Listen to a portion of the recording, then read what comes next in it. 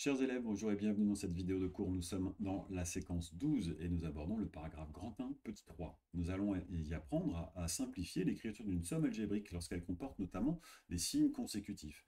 Par exemple, quand on voit moins 7 plus moins 4, comment aborder ce problème-là? On va voir que la somme algébrique peut être simplifiée en suivant une règle assez simple. Regardons l'exemple suivant.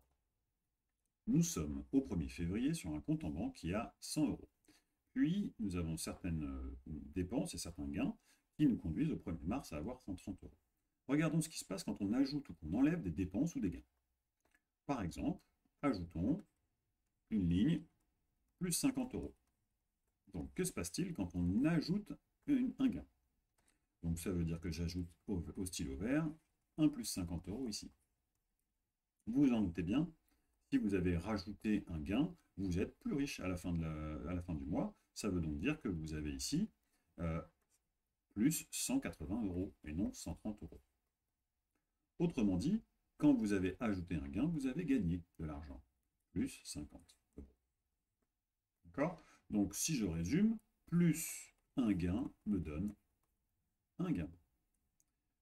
Maintenant, que se passe-t-il si on ajoute une dépense et non pas un gain? J'enlève ceci, j'enlève également le nouveau bilan, et c'est cette fois-ci une dépense que je vais mettre ici. Donc j'ajoute une dépense de 50 euros. Je vais donc écrire ici moins 50 euros. Voilà. Vous vous doutez bien également que si par rapport à avant, vous avez rajouté une dépense en plus, vous êtes plus pauvre à la fin de l'année, vous allez être moins riche plutôt. Donc on a un bilan qui va être plus que de 80 euros puisqu'on a rajouté une dépense supplémentaire. C'est 50 euros qui s'enlèvent. Autrement dit, vous avez 50 euros de moins à la fin du mois. On va retenir que quand on ajoute une dépense, eh bien on perd. Et ça, c'est assez intuitif, vous en conviendrez. Maintenant, on ne va plus rajouter une dépense ou un gain, on va enlever une dépense ou un gain. Donc reprenons tout à zéro, et cette fois-ci, par exemple, enlevons ce gain de 50 euros ici. Tiens, allez hop, je l'enlève. Autrement dit, je fais moins un gain de 50 euros.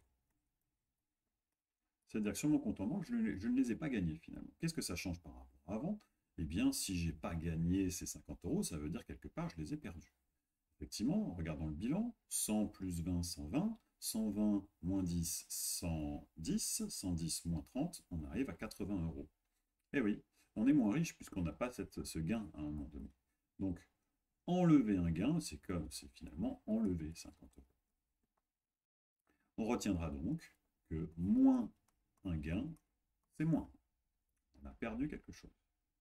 Je vais maintenant réécrire ce gain de 50 euros et je vais enlever une perte. Alors ça, je l'enlève. Ça ici, je l'enlève. Et je vais plutôt enlever, par exemple, cette perte-ci, la perte de 10 euros. Donc enlevons cette perte de 10 euros. Qu'est-ce qui se passe? Allez, je la gomme. Ça veut dire que pendant le mois, finalement, je n'ai pas dépensé ces 10 euros. On se dit bien que finalement, si on ne les a pas dépensés, c'est qu'on est plus riche à la fin du mois. Effectivement, 170 moins 30, ça fait 140. Donc je me retrouve avec 140 euros sur mon compte. Par rapport à avant, j'ai donc gagné 10 euros. Effectivement, si on enlève une dépense, c'est finalement qu'on a gagné un peu d'argent. Donc, ces plus 10 euros sont gagnés. Ça veut donc dire que moins une perte m'a donné un plus, un gain. Qu'est-ce qu'il faut retenir de tout ça? Eh bien, regardez, quand deux signes consécutifs sont identiques, plus, plus et ici moins, moins, eh bien, cela donne un gain. On a gagné. Plus, plus ou moins, moins peuvent être remplacés par plus.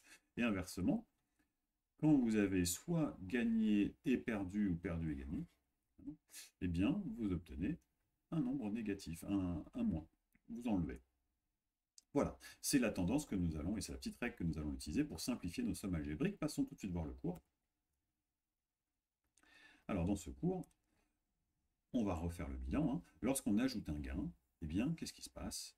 On gagne. Ajouter un gain, c'est gagner. Ça veut dire que si je fais plus un gain, eh bien c'est tout simplement comme juste ajouter plus gain.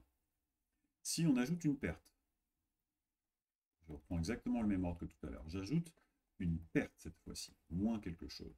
Eh bien c'est exactement directement comme si j'enlevais ce nombre. Si on enlève un gain, donc qu'est-ce qui se passe si on enlève un gain? Eh bien comme on l'a vu tout à l'heure, enlever un gain c'est perdre.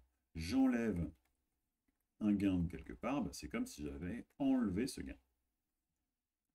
Et enfin, lorsqu'on enlève une perte, donc on enlève une dépense, donc moins P, eh bien c'est exactement comme si on avait gagné cette dépense. Voilà. Donc dans le premier cas, on va pouvoir remarquer ici que pour celui-ci et pour celui-ci, on a deux signes qui sont identiques. Donc les signes identiques nous donnent un plus. À la fin, on a un plus. En revanche, quand on a deux signes contraires, comme ici et ici, ils sont contraires, ces signes consécutifs, ces signes qui se suivent, eh bien, on obtient un moins. Autrement dit, dans une somme algébrique, c'est ce que vous utiliserez pour simplifier votre somme algébrique, vous allez voir si deux signes sont consécutifs et identiques, ils peuvent être remplacés par un plus. Si deux signes consécutifs sont contraires, ils peuvent être remplacés tous les deux par un moins. Voilà. Gardez bien à l'esprit cette petite règle, car ça sera une des premières choses à faire lorsque vous calculerez une somme algébrique. Vous simplifierez d'abord l'écriture des signes. On va enlever le plus possible de signes grâce à cette règle, de sorte qu'on va se retrouver avec un simple bilan de quelques nombres négatifs et quelques nombres positifs. Merci pour votre attention.